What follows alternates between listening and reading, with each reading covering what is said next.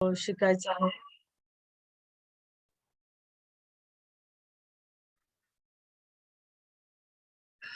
अ, आपल्याला वेगवेगळ्या योगांच्या शाखांची माहिती आहे. तर कोणत्या योगांच्या शाखा आहेत किंवा स्कूल्स ऑफ योगा आपण म्हणतो, तर त्या कोणत्या आहेत? सांगाल का?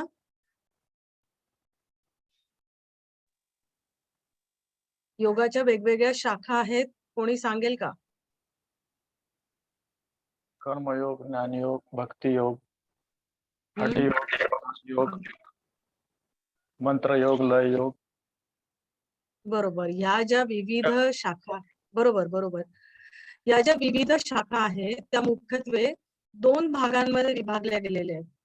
तर त्याच्यातला एक म्हणजे भावना योग आणि दुसरा म्हणजे प्राण संयम योग. पहिला काय भावना योग आणि दुसरा म्हणजे काय प्राण संयम योग. तर याच्यामध्ये भावना योग जो आहे तर त्याच्यामध्ये नावावरून आपल्याला कळू शकतं की मानसिक आणि भावनिक स्तरावरच्या ज्या काही साधना असतात तर त्या सगळ्या या भावना योगामध्ये इन्क्लूड आहेत. यात स्वतःमध्ये आणि जगाकडे एक विशिष्ट दृष्टिकोन विकसित करणे समाविष्ट आहे. म्हणजे आपल्यामध्ये आणि जगामध्ये आपण वावरताना एक विशिष्ट दृष्टिकोन आपला विकसित करणं हे त्याचं उद्दिष्ट असतं. मानसिक आणि भावनिक स्तरावरची साधना असते. आता मानसिक आणि भावनिक स्तरावरची साधना म्हणजे याच्यामध्ये काय काय येणार, कुठले योग येऊ शकतात, तर ज्ञानयोग, भक्तियोग, कर्मयोग. हे 3 योग याच्यामध्ये येतात. आता प्राण संयम योग आपण बघणार आहोत. दुसरा जो विभाग आहे नॉर्मली, तर त्याच्या प्राण संयम योग. तर याच्यामध्ये शारीरिक आणि मानसिक म्हणजे शारीरिक स्तरावरची साधना पण याच्यामध्ये इन्क्लूड केलेली आहे. त्यात शरीर व मनाला सारखेच महत्व आहे. ही मनोकायिक साधना असल्याने मनोकायिक म्हणजे मनाचा आणि कायिक म्हणजे शरीराचा म्हणजे मन आणि शरीर दोघांचा याच्यामध्ये सहभाग आहे. तर मनोकायिक साधना असल्याने प्राणावर नियंत्रण मिळवणं आवश्यक ठरतं. आता प्राणावर नियंत्रण मिळवायचं म्हणजे आपले पहिले जे 2 कोश आहेत ना, तर ते प्राणावर नियंत्रण ठेवल्याने जोडले जातात. आपल्या अस्तित्वाचे 5 कोश आहेत असं मानलं जातं. तर ते 5 कोश माहिती आहेत का? पंचकोश ज्याला म्हटलं जातं ते माहित आहेत का? पंचकोश म्हटलं जातं. तर ते सांगू शकेल का कोण?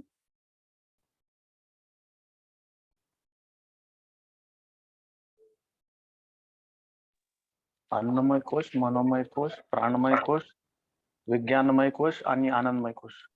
बरोबर.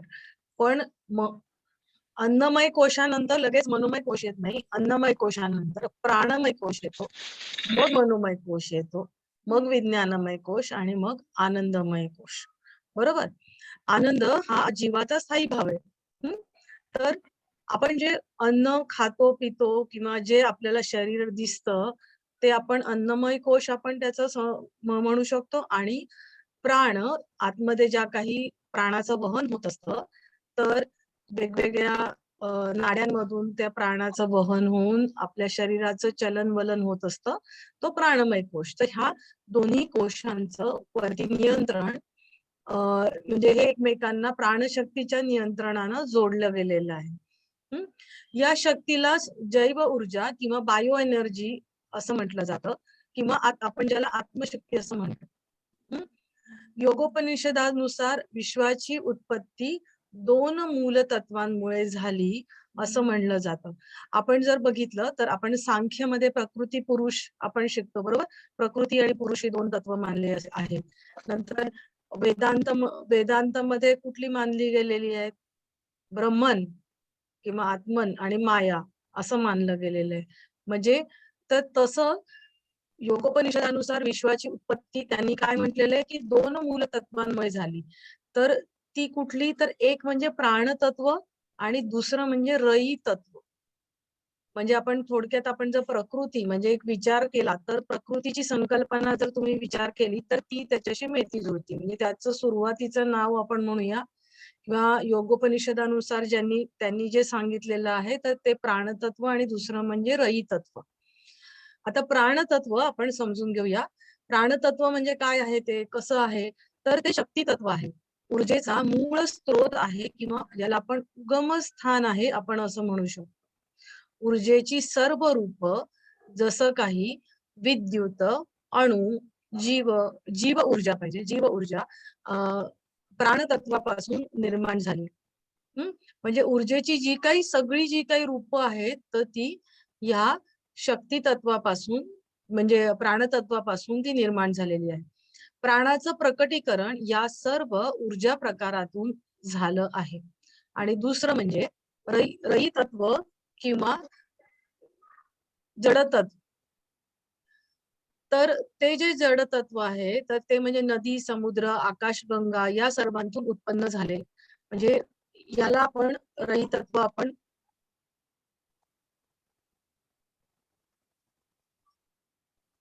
रई तत्व म्हणजे थोडक्यात काय, जड तत्व आपल्याला आजूबाजूला ज्या सगळ्या काही गोष्टी दिसतात त्या या रई तत्वातून उत्पन्न झालेल्या आहेत.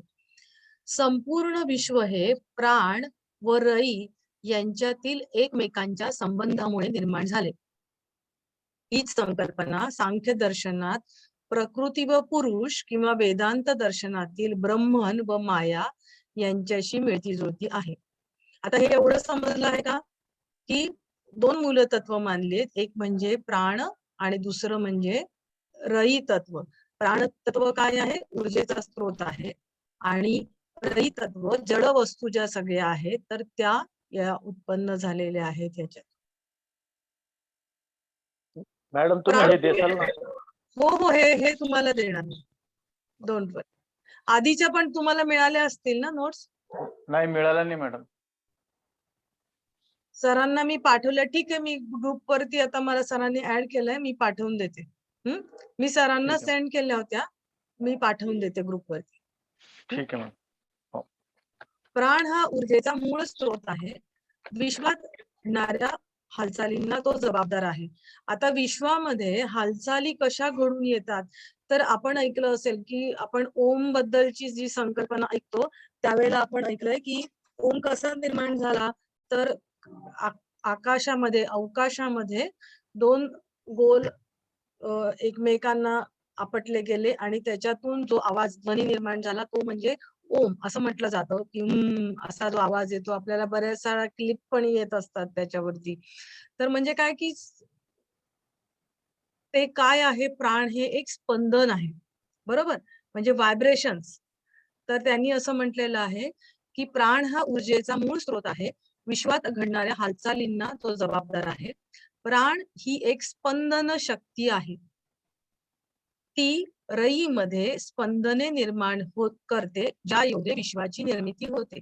म्हणजे प्राण काय आहे, ही स्पंदन शक्ती आहे आणि ती रईमध्ये स्पंदन निर्माण करते. म्हणजे सुरुवात कशी झाली, तर त्याच्यामुळे विश्वाची निर्मिती झाली.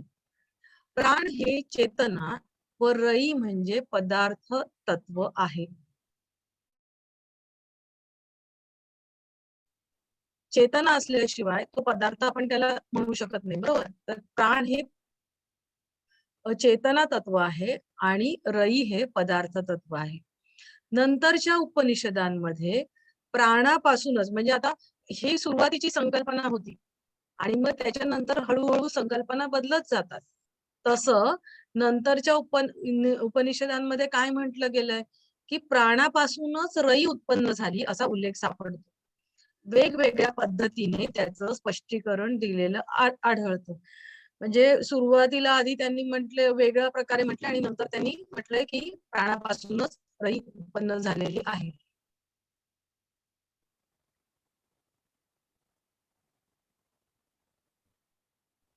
प्राण म्हणजे स्पंदन. जगातील सर्व गोष्टी या स्पंदनांनीच किंवा स्पंदन समूहांनी बनलेल्या आहेत. आधुनिक शास्त्र सुद्धा हेच सांगतं. म्हणजे आधुनिक शास्त्र पण म्हणतं काय, प्रत्येक वस्तू ह्या व्हायब्रेशन्सनी बनलेल्या आहेत. तर तेच आपल्यामध्ये पण पूर्वी उपनिषदांमध्ये सांगितलं गेलेलं आहे. जगातील प्रत्येक वस्तूचे एक विशिष्ट स्पंदन असते, त्याला नाद ब्रह्म असं म्हटलं जातं. विश्व अशाच अनंत स्पंदनांनी बनले आहे. म्हणजे विश्वातली प्रत्येक प्रत्येक गोष्ट ही अशा स्पंदन किंवा स्पंदन समूहांनी बनलेली आहे. प्रत्येक वेगवेगळ्या प्रकारच्या स्पंदन समूहांचे प्रकटीकरण एका एका वस्तूत झाले, म्हणून प्रत्येक वस्तू म्हणजे स्पंदनांचा समूह आहे. प्रत्येक जड पदार्थांनाही स्पंदने आहेत. उदाहरणार्थ वनस्पती, दगड इत्यादी यांच्यामध्ये सुद्धा स्पंदन समूहांचे प्रकटीकरण चल स्वरूपात न दिसता निश्चल स्वरूपामध्ये दिसते, पण तरीही त्यात प्रचंड गती असते. विद्युत शक्ती, अणुशक्ती, चुंबकीय शक्ती या सर्व स्पंदन स्वरूपातील शक्ती आहेत. तसेच प्रकाश व नाद यांनाही विशिष्ट स्पंदने आहेत.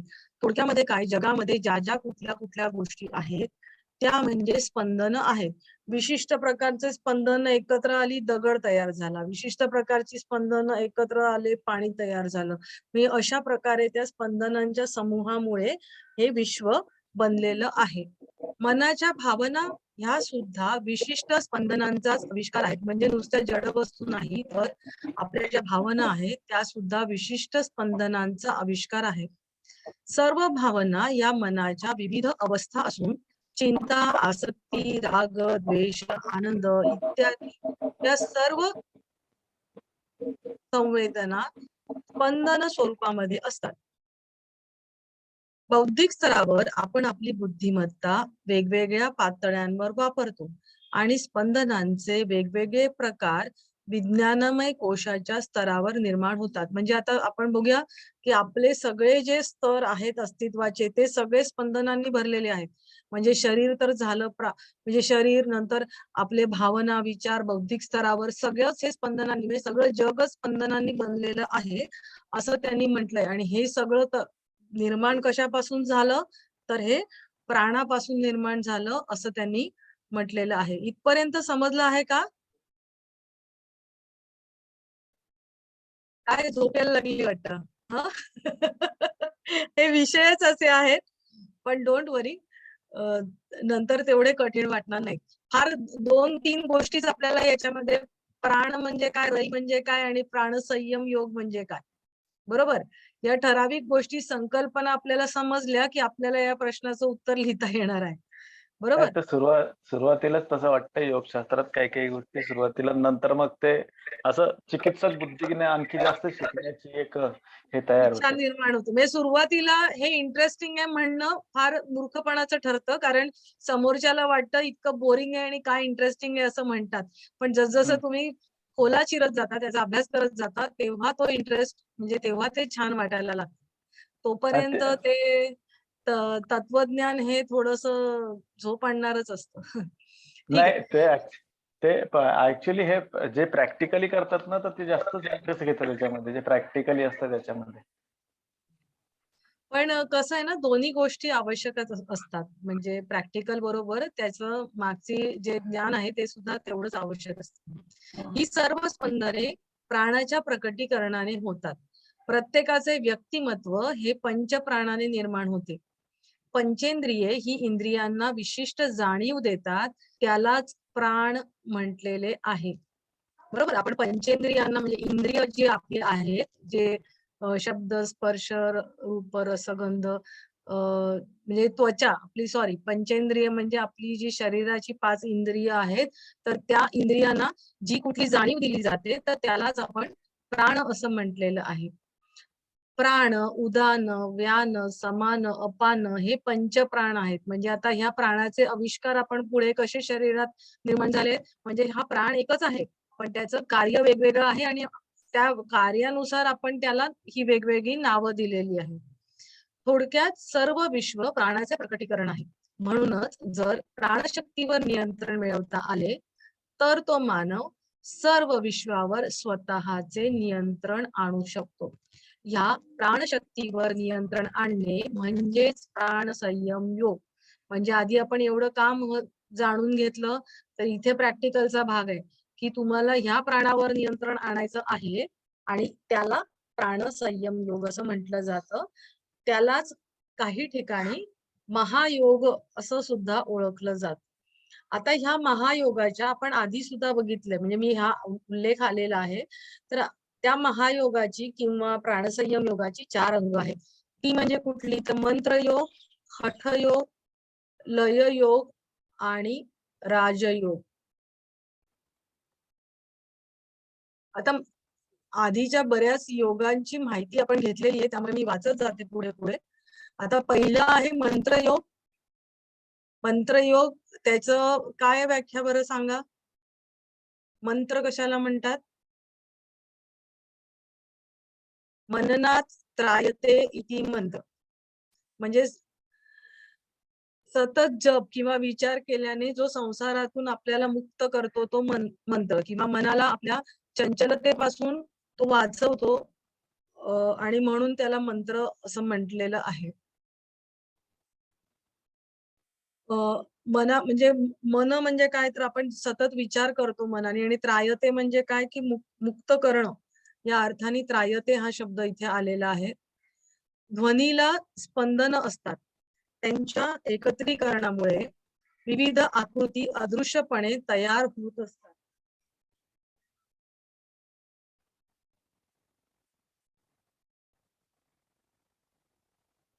विज्ञान पुस्तकातही, म्हणजे विज्ञानाच्या अनेक पुस्तकांमध्येही त्याचा उल्लेख आढळतो. कोणी जर बघितलं असेल तर एक अशी कलिप होती, की त्याच्यामध्ये मध्यभागी एक वाळू ठेवलेली होती आणि कडेला काही गोष्टी म्हणजे उच्चारल्या जायच्या, म्हणजे स्पंदनं निर्माण केली होती, आणि त्याच्यामुळे त्या वाळूमध्ये विशिष्ट त्याचे आकार निर्माण झाले होते. अशी एक क्लिप मध्ये व्हायरल होत होती. तर तशाच प्रकारचा काहीसा उल्लेख हा सायंटिफिक जर्नल्समध्ये आढळतो. तर त्याच्यात त्यांनी काय म्हटलेलं आहे, की काही यंत्रांच्या आवाजाने वाळूत ठराविक बहुमितिक आकार तयार झालेले आढळले. म्हणजे काही यंत्र बाहेरच्या बाजूला ती ज्यावेळेला त्यांचा आवाज केला गेला, तर मध्यभागी जी वाळू ठेवलेली ना, तर त्याच्यामध्ये असे विशिष्ट प्रकारचे आकार त्याच्यामध्ये निर्माण झाले होते. आणि हेच आपल्या उपनिषदांमध्ये सांगितलं गेलेलं आहे, की मंत्रयोगामध्ये मंत्रातून आलेल्या स्पंदनांना त्या विशेष महत्व आहे. त्यासाठीच मंत्रातील स्वर व वर्ण या दोन्हीकडे विशेष लक्ष दिले जाते. वर्ण म्हणजे रंग. अदृश्य वातावरणात प्रत्येक नादाला किंवा स्वराला एक विशिष्ट रंग असतो. स्वराच्या कमी जास्त तीव्रतेनुसार विविध आकृती तयार होत असतात. प्रत्येक मंत्राची आराध्य देवता भिन्न असते. आपण हे बघितलं होतं. अणूच्या विभाजनाने जशी त्याच्यात दडलेली ऊर्जा बाहेर पडते, तसेच मंत्राच्या वारंवार जपाने व्यक्तीतील सत्व गुण वृद्धीस होऊन अत्युच्च शक्ती निर्माण होते, ज्याला आपण दिव्य शक्ती म्हणतो किंवा डिव्हिनिटी म्हटलं जातं. म्हणजे तुम्ही ज्या वेळेला मंत्रांचा उच्चार करतात, तर त्याच्या कंपनांमुळे तुमच्या शरीरातील काही शक्ती तुमच्या जागृत होतात. सत्वगुण आहे तो तुमचा वाढीला लागतो, असं त्यांना आढळून आलेलं आहे. स्वरामध्ये लपलेली अत्युच्च शक्ती म्हणजे मंत्र. त्याच्या स्मरणाने मनात मंत्रशक्तीची जागृती होते. म्हणूनच देवाचा मंत्र आपण म्हणतो, की म्हणजे एखाद्या देवाचा आपण मंत्र म्हणजे करतो, म्हणजेच काय, त्या देवाची आराधना करतो असं म्हटलेलं आहे. आपल्याकडे म्हटलं जातं. या मंत्राचे 6 भाग आहेत. पहिला काय आपण म्हणता येईल, की प्रत्येक मंत्र ज्याला प्रत्यक्ष अनुभूती आली आहे अशा ऋषींनी निर्माण केलेला असतो व त्यांनीच तो जगाला दिलेला असतो. म्हणजे त्यांनी तो सिद्ध केलेला असतो. एक त्याचं उदाहरण आपल्याला देता येईल, की गायत्री मंत्र, तो जो विश्वामित्र ऋषींनी दिलेला आहे. म्हणजे त्यांनी तो निर्माण केला, त्यांनी त्याची प्रत्यक्ष अनुभूती घेतली आणि नंतर तो त्यांनी जगाला दिलेला आहे. मंत्र ही आवाजाची मोजमाप करणारी पट्टीच असते. म्हणजे काय, की आपण ज्या वेळेला मंत्र उच्चारण करतो, तर आपला आवाज वर खाली चढ उतार आपण त्या करत असतो. तर म्हणून त्यांनी असं म्हटलेलं आहे. प्रत्येक मंत्राची विशिष्ट देवता असते. प्रत्येक मंत्राला बीज असते. ते आता बीज म्हणजे काय, शब्द किंवा शब्द समूहात्मक जे बीज असतं, तर जे मंत्राला त्याची शक्ती देतं. बरोबर, त्याला अर्थ नसतो, पण त्याच्या उच्चारणाने, त्याच्या ध्वनीने जी कंपन निर्माण होतात, तर ती त्या मंत्राला शक्ती देतात. प्रत्येक मंत्रात शक्ती असते. ध्वनीमुळे निर्माण होणारी स्पंदने त्या देवतेशी जोडण्यास आपल्याला मदत करतात. प्रत्येक मंत्रात एक प्रकारचे चैतन्य सूक्ष्म रूपाने असते. त्याच्या वारंवार उच्चारणाने ते चैतन्य जागृत होते व इष्ट देवतेचे दर्शन किंवा अनुभव त्या व्यक्तीस येते. मंत्रामध्ये या स्वरूपात असलेल्या ऊर्जेलाच काढून त्याचा वापर अत्युच्च आनंद, शांती मिळवण्यासाठी केला जातो. या स्वरूपात ही प्राण ऊर्जा वापरली जाते. म्हणजे आता मंत्र योगामध्ये ह्या मंत्राचा वापर कसा करायचा, तर ज्या वेळेला तुम्ही मंत्र म्हणता त्यावेळेला त्या मंत्राच्या वारंवार उच्चारणाने तुमच्या त्या ध्वनी लहरी त्याचा इफेक्ट तुमच्या शरीरावरती होतो, शरीरातल्या सगळ्या चक्रांवरती होतो आणि त्याचा इफेक्ट तुमच्या मनावरती होतो. चक्रांवर होतो म्हणजे काय, नकळत तुमच्या शारीरिक, मानसिक, भावनिक सगळ्याच गोष्टींवरती त्याचा परिणाम होतो आणि तुमची आतमधली जी शक्ती आहे तर ती जागृत करण्यासाठी या मंत्रांचा मंत्र उपयोग केला जातो. शिवसंहिता, आता याच्याबद्दल काय म्हटलेलं आहे की शिवसंहितेमध्ये काय म्हटलंय की एखाद्या योग्याची पात्रता स्पष्ट करताना म्हटलंय की एखादा योगी जर मृदू किंवा दुर्बल प्रकारचा असेल, म्हणजे मनाने थोडा वीक असेल किंवा मृदू स्वभावाचा असेल, तर अशा साधकांनी मंत्रयोग करावा असं शिवसंहितेमध्ये म्हटलेलं आहे. मंत्र हे गूढ ध्वनीच्या सिद्धांतावर आधारित आहे. म्हणजे हे ध्वनी आहेत तर हे गूढ आहेत, म्हणजे असं काही सर्वसामान्य लोकांना सहज कळतील अशातला प्रकार नाहीये. आता अभ्यासाने सगळ्यांना त्या गोष्टी समजत चाललेल्या आहेत.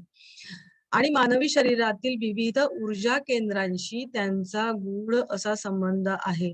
प्रत्येक बीजमंत्राचा किंवा मंत्राचा शरीरातील आता विविध ऊर्जा केंद्र म्हणजे जी वेगवेगळी चक्र आहेत तर त्यांच्याशी या मंत्रांचा संबंध आहे. आणि मग त्या चक्राशी संबंधित त्या देवता आहेत, बरोबर. आणि म्हणून मग मंत्रांचा संबंध देवतांशी आहे, त्या ऊर्जा केंद्रांशी आहे. असं आपण वेगवेगळ्या प्रकारे वेगवेगळ्या शब्दामध्ये एकच गोष्ट ही मांडली गेलेली आहे, हे आता तुमच्या लक्षात येईल. शारदा तिलक तंत्र याच्यामध्ये काय म्हणलंय की सर्व स्वरांना इडा आणि अर्धस्वर आणि व्यंजन सुषुम्नाशी जोडलेली आहेत. म्हणजे इडेवरती काय परिणाम घडवून आणतो आणि सुषुम्नेशी काय परिणाम घडवून आणला जातो, म्हणजे जी आपली स्वर आणि व्यंजन ही अक्षरमाला आपली जी आहे तर त्याचा इफेक्ट तुमच्या इडा आणि सुषुम्नेशी कसा आहे तर त्यांनी अशा प्रकारे सांगितलं आहे. आध्यात्मिक हेतूने इडा आणि सुषुम्नावर कार्य करणे आवश्यक आहे. आता इथे इडा पिंगला तर या शारदा तिलक मध्ये काय सांगितलेलं आहे, तर हा सगळा अट्टहास कशासाठी असतो, कुंडलिनी जागृतीसाठी असतो, बरोबर. तर मग कुंडलिनी जागृती करायची तर तुमच्या मुख्य 3 नाडे आहेत त्यांच्यावरती परिणाम साधला जातो, त्याच्यातली मुख्य सुषुम्ना. तर मंत्रांचा उच्चारणाने सुषुम्नेवरती प्रभाव पडतो असं त्यांनी सांगितलेलं आहे. सुषुम्ना किंवा इतरही म्हणजे इडावरती पण त्यांनी स्पेसिफिकली या गोष्टी सांगितलेल्या आहेत. मंत्र महोदधी आणि मंत्रयोग शास्त्रानुसार मंत्रयोगाची 15 अंगे आहेत असं त्यांनी म्हटलेलं आहे. म्हणजे ही एक एक्स्ट्राची माहिती मी याच्यामध्ये टाकलेली आहे. तर अशा प्रकारे मंत्र, आता ह्याच्यामध्ये ना तुम्ही मंत्रयोग आपण शिकलेलो आहोत तर त्याच्यातली ठराविक माहिती सुद्धा काढून याच्यामध्ये हेच लिहिलं पाहिजे असं नाहीये. एकूण सगळ्या अनुषंगाने तुम्ही मंत्रयोगाची थोडक्यामध्ये, कारण प्राणसंयम योगामध्ये तुम्हाला ह्या सगळ्या योगांची माहिती थोडक्यात द्यायची आहे, बरोबर. आपण वरती बघितलं कुठले कुठले त्याच्यामध्ये योग येतात सांगा बरं. प्राणसंयम योग मध्ये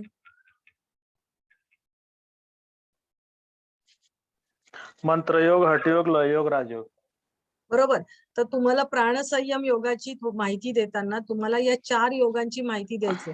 तर 4 योगांचं खूप तुम्ही लिहित बसलात तर तुमचा हा एकच प्रश्न पूर्ण परीक्षाभर तुम्ही लिहाल, बरोबर. तसं न होता तुम्ही त्याचे ठराविक पॉइंट काढायचे आणि याच्यामध्ये इन्क्लूड करायचे आहेत. आता तुम्ही ह्या प्रश्नातले याच्यात दिलेले पॉइंट्स आधी आपण मंत्रयोगात बघितलेले ते काही ठराविक पॉइंट इथे आपल्याला ऊर्जेशी संबंधित, प्राणाशी संबंधित ज्या काही गोष्टी आहेत मंत्रयोगातल्या त्या तुम्ही याच्यामध्ये लिहायच्या आहेत. आता पुढचं आपण बघणार आहोत हठयोग. हठयोगाबद्दल काय सांगू शकाल? हठयोगाबद्दल काय सांगू शकाल? काय माहिती आहे हठयोगाबद्दल?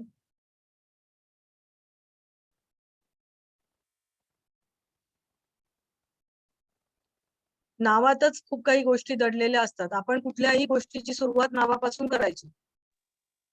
म्हणजे सूर्य, म्हणजे चंद्र, हम्म. इडा आणि पीडा नाडी इडा यांच्या, आणि पिंगला. हा इडा इडा आणि पिंगला. हम्म. तर यांच्या जागृतीनंतर सुषुम्ना नाडी जागृत होऊन तुमची कुंडलिनी जागृत करणे आणि समाधी अवस्थेला प्राप्त करणे. हॅलो. हा, या दोन्ही ज्या आहेत इडा आणि पिंगला, ह्या दोघी ज्या जागृत करायच्या नसतात. या हा दोघींमध्ये संतुलन करायचं असतं. संतुलन झाल्यानंतर, हा बरोबर आहे, कुंडलिनी जागृत होते आपली आणि त्या कुंडलिनी जागृती झाल्यानंतर मग ती सुषुम्ना नाडीतून वरती सहस्त्रार चक्रापर्यंत पोहोचते आणि मग तो योग घडतो. बरोबर, योग अगदी दिवस. बरोबर. हा, मग मला सांगा, इडा नाडी म्हणजे उजवी का डावी? इडा नाडी म्हणजे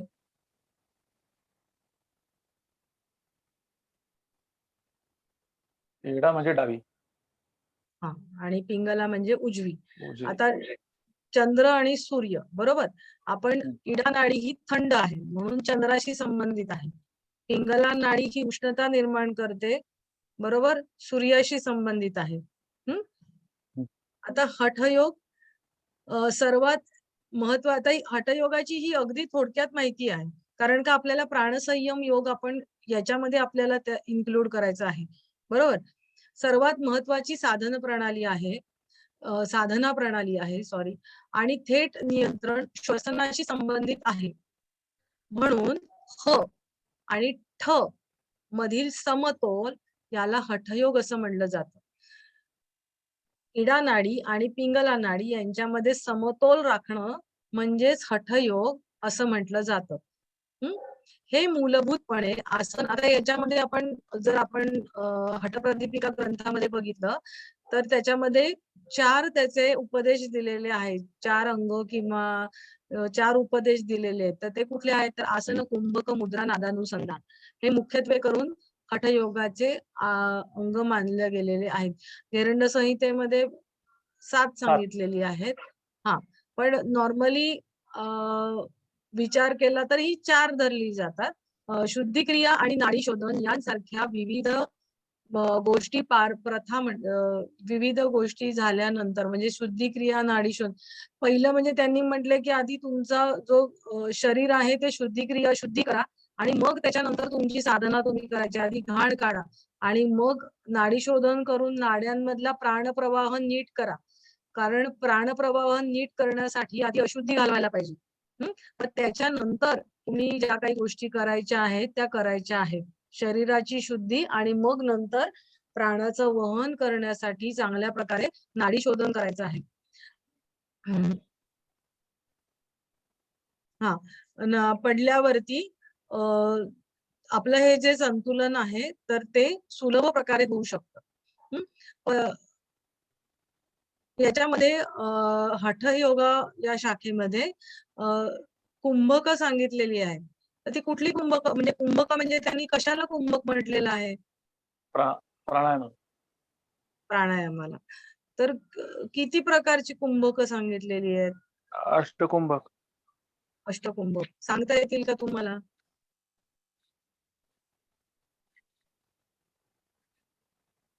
8 कुंभक प्रकार सांगता येतील का?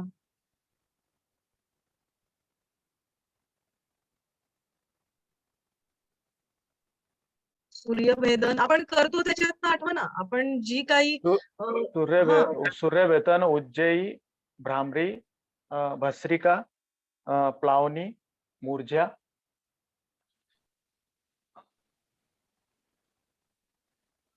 थंड प्लावनी आणि ते मिक्स झालंय. हा, नाही ठीक आहे. थंडावा निर्माण करणारी कुठली आहेत?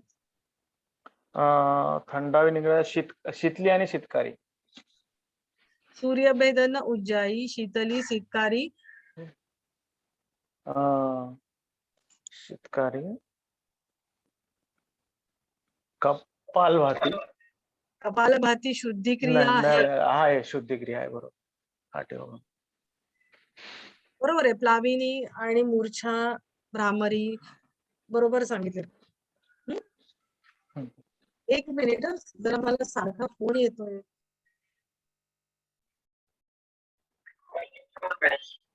ओके. विविध कुंभक याच्यामध्ये अष्टकुंभक आपल्याला सांगितलेली आहेत आणि काही परंपरा ज्या आहेत तर तो नियंत्रित श्वासोच्छ्वास, धारणा, उच्छ्वास या दरम्यानमध्ये प्राण किंवा बीजमंत्रांचे उच्चारण करतात. म्हणजे हठयोग जरी आपण म्हणला तरी वेगवेगळ्या शाखांनुसार त्याची वेगवेगळ्या प्रकारे केलं जातं. म्हणजे त्यांची एक काय म्हणूया एक मूळ संकल्पना असते. परंतु त्याच्या आचरणातल्या काही पद्धती ह्या वेगळ्या असू शकतात. म्हणजे बीजमंत्रांचं उच्चारण केलं जातं, श्वास-उच्छ्वासाच्या दरम्यानमध्ये किंवा वेगवेगळ्या प्रकारच्या त्याच्यामध्ये धारणा केल्या जातात. शरीरातल्या वेगवेगळ्या चक्रांवरती तुम्हाला कॉन्सन्ट्रेट धारणा केली जाते. म्हणजे तुमची जिव्हाग्रावरती, नासाग्रावरती, भ्रूमध्यावरती किंवा हृदयकमलावरती अशा वेगवेगळ्या धारणा केल्या जातात किंवा ते करताना बीजमंत्रांचं उच्चारण पण केलं जातं. श्वासाला नियंत्रित केलं जातं. अशा प्रकारे त्या वेगवेगळ्या शाखांमध्ये हठयोगाच्या सुद्धा काही प्रकारे वेगवेगळ्या प्रकारे ते केले जातात. आता लययोग हठयोगाचं फार माहिती तुम्हाला येत असेल तर लिहा. तुम्ही एक प्रश्न तयार करताना तुम्ही बघा की तुम्ही किती वेळात लिहू शकता. साधारण एका प्रश्नाला तुम्हाला 15 ते 20 मिनिटांमध्ये तुम्हाला लिहिता आला पाहिजे. किती मार्काचा आहे त्याच्यावर. मुख्य प्रश्न असेल तर तुम्हाला तेवढ्या वेळात लिहिता आला पाहिजे. बरोबर? आणि म्हणून ठराविक पॉइंट्स काढून ते पॉइंट स्वरूपामध्ये लिहिण्याचा प्रयत्न करा. म्हणजे पूर्ण वाक्यच्या वाक्यच लिहायला पाहिजे असं काही नाहीये. मुद्दे तुम्ही जरी त्याच्यामध्ये अंतर्भूत केलेत ना, तर तुम्ही वाक्य लिहिण्याच्या ऐवजी जास्त मुद्दे तुम्ही लिहू शकाल. आता लययोग. लययोगाचा अर्थ काय आहे? आपण बघितला लययोग मागच्या वेळेला.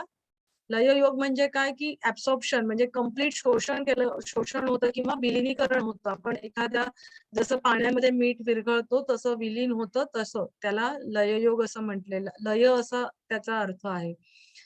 कुंडलिनी जागृत झाल्यावर स्वतः काहीच न करता त्या शक्तीला समर्पित होणं म्हणजेच लययोग. ती शक्तीच आपल्याकडून साधना करून घेते. पण हे कठीण काम असते कारण ती जागृत झाल्यावर फक्त आनंदच मिळतो असे नाही तर अनेक शरीरांतर्गत अनुभव भयावह असतात. सर्व शरीर तुमचं क्लेश निर्मूलन म्हणजे सर्व शरीरातून जे क्लेश आहे तर त्याचं निर्मूलन तुमच्या होतं.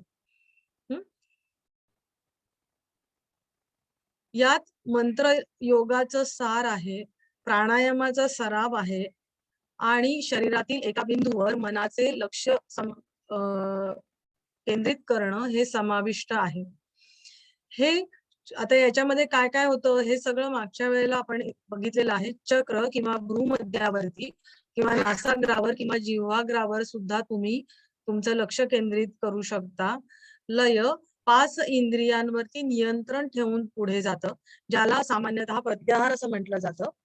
विविध चक्रांवरती एकाग्रतेमुळे कुंडलिनी जागृत होते, जी 7 चक्रांमधून जाते आणि सहस्रारापर्यंत पोचते आणि शिवाशी एकरूप होते. यालाच महायोग असं म्हणतात. आता राजयोग. राजयोग कोणी सांगितलेला आहे? स्वामी विवेकानंदांनी. स्वामी विवेकानंदांनी नंतर सांगितलं. महर्षी पतंजली. बरोबर. महर्षी पतंजलीने अष्टांग योगालाच राजयोग म्हटलेलं. अष्टांग योगाला राजयोग म्हटलेला आहे. पण मग राजयोग हा महर्षी पतंजलींनी सुरुवातीला सांगितलेला आहे. त्याला राजयोग म्हणायचं असं विवेकानंदांनी नंतर सांगितलेलं आहे. पण तुम्ही जर आधी बघितलं हठप्रदीपिका ग्रंथामध्ये दिलेलं आहे की राजयोगाच्या प्राप्तीसाठी हठयोगाची निर्मिती झाली आहे असं त्यांनी म्हटलेलं आहे किंवा राजयोगाची शिडी म्हटलेलं आहे हठयोगाला. मग त्यावेळेला सुद्धा राजयोग हा शब्द वापरला गेलेला आहे. त्यामुळे पतंजली महर्षींनी हे बरोबर आहे उत्तर. आता त्यांनी अष्टांग योग सांगितलेला आहे तर ती 8 अंग कोणती कोणती आहेत? यम, नियम, आसन, प्राणायाम, प्रत्याहार, धारणा, ध्यान, समाधी. बरोबर. 8 अंग सांगितलेले आहेत. तर आता याच्यामध्ये मी ही इन्क्लूड केलेली नाहीये, पण तुम्ही याच्यामध्ये या नोटमध्ये ती तुम्ही घालू शकता. बरोबर. राजयोग ही शेवटची योग प्राप्तीची अवस्था आहे. राजयोग हा समाधीचा समानार्थी शब्द म्हणूनही ओळखला जातो. समाधीला खूप सारे शब्द वापरले गेलेले आहेत. पतंजली योग राजयोग म्हणून ओळखला जातो. पतंजली योगामध्ये जवळजवळ सर्वच प्रकारचे योग आता हे तुम्ही लिहायला पाहिजे असं नाहीये, हे तुम्हाला एक सांगण्यासाठी म्हणून मी त्याच्यात लिहिलेलं आहे. आपण एखादी जी साधना करतो तर ती गुरुपदिष्ट मार्गेण कुठलंही पुस्तक घ्या, कुठलाही ग्रंथ घ्या, त्याच्यामध्ये लिहिलेलं आहे की ती साधना तुम्ही गुरुपदिष्ट मार्गेण गुरुनी उपदेश केलेल्या मार्गानुसार ती साधना करायची आहे. बरोबर. प्राणायामाची साधना असू दे किंवा कुठलीही शुद्धी क्रिया तुम्ही जरी शिकलात तरी सुद्धा ती कुठलीही साधना ही गुरूंच्या मार्गदर्शनानुसारच तुम्ही करायची आहे. आणि आता रिसर्चेस होतात आहे, संशोधन केलं जात आहे आणि त्या संशोधनातून काय आपल्याला लक्षात येत आहे की हे जे काही सांगितलेलं आहे किंवा हा जो काही अष्टांग योग सांगितलेला आहे तर तो आपल्या आधुनिक जीवनाशी खूप जोडला गेलेला आहे. आधुनिक जीवनातले ताणतणाव कमी करण्यासाठी किंवा आपली जी बदललेली जीवनशैली आहे तर त्याच्यातून निर्माण झालेले काही रोग आहेत तर त्यांच्यावरती आपल्याला समाधान म्हणून आपण या अष्टांग योगाकडे बघू शकतो असं आता म्हणता येईल. या अष्टांग योगाच्या मार्गाने तुमचं शरीर आणि मन शुद्ध होतं. समाधीची अवस्था किंवा कैवल्य अवस्था प्राप्त होते. पतंजलीने आपल्याला सांगितले ना, समाधीच्या वेगवेगळ्या अवस्था त्यांनी सांगितलेल्या आहेत किंवा कैवल्यापर्यंत पोहोचण्याचे प्रत्येक प्रकारच्या साधकाला कसे वेगवेगळे मार्ग आहेत ते त्यांनी सांगितलेले आहेत. आणि ही कैवल्यावस्था तुम्हाला प्राप्त होते म्हणजेच काय होतं तर तुमची कुंडलिनी शक्ती जागृत होते. प्राणसंयम योगामध्ये कुंडलिनी शक्ती ही वैश्विक स्तरावर तसेच वैयक्तिक स्तरावरही काम करते असे मानले जाते.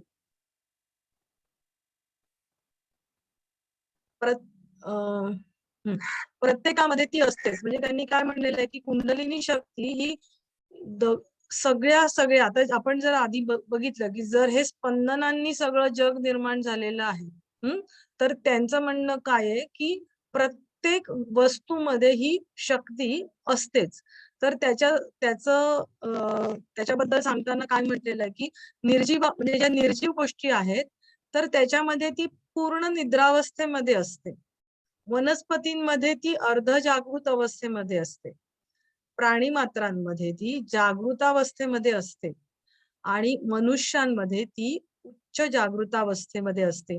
आणि मनुष्यांमध्ये सुद्धा जे कोणी योगी लोक असतात किंवा आध्यात्मिक मार्गामधले लोक असतात तर त्यांच्यामध्ये ती जास्त स्वरूपामध्ये जागृतावस्थेमध्ये असते. म्हणजे असं त्यांनी कुंडलिनी शक्तीबद्दल म्हटलेलं आहे. प्राणसंयम योगाच्या सहाय्याने ही कुंडलिनी शक्ती जागृत केली जाते. त्यांच्या मते या एकाच मार्गाने आपण अनात्म्याशी संपर्क साधू शकतो. शिवशक्तीची कल्पना प्राणसंयम योगामध्ये आहे. आता शिवशक्ती हेच आपण प्राण आणि रई, शिव म्हणजे प्राण आणि शक्ती म्हणजे रई. प्रत्येक ठिकाणी नावं जरी वेगवेगळी असतील तरी सुद्धा त्याच्या मागची मूळ संकल्पना ही एकच आहे हे तुमच्या लक्षात येईल. तुम्ही जसजसं तत्वज्ञानाचा अभ्यास करायला जाल ना तस तसं एकाच संकल्पनेतून थोड्या थोड्या वेगळ्या प्रकारे संकल्पना मांडल्या गेल्यात हे तुमच्या लक्षात येईल. शिवतत्वाचे स्थान सहस्त्रार चक्रात असून तेथून ती खाली मूलाधार चक्रामध्ये जाऊन निद्रिस्त झालेली असते. या शक्तीलाच जागृतावस्थेत आणून वर शिवस्थानामध्ये पोचवणे, त्यांचा संयोग घडवणे हे प्राणसंयम योगाचे वैशिष्ट्य आहे. म्हणजे प्राणसंयम योगाचं खरं उद्दिष्ट म्हणजे त्याचं वैशिष्ट्य काय आहे तर कुंडलिनी जागृत करून तिला आपण म्हणतो ना जीवाशिवाचं मिलन झालं. जीवाशिवाचं मिलन म्हणजे तिथे काय तर कुंडलिनी शक्तीला जागृत करून शिवाशी तिचं संयोग घडवून आणणं हे त्याच्या मागचं उद्दिष्ट आहे. सर शेअरिंग स्टॉप केलं तरी हे व्हिडिओ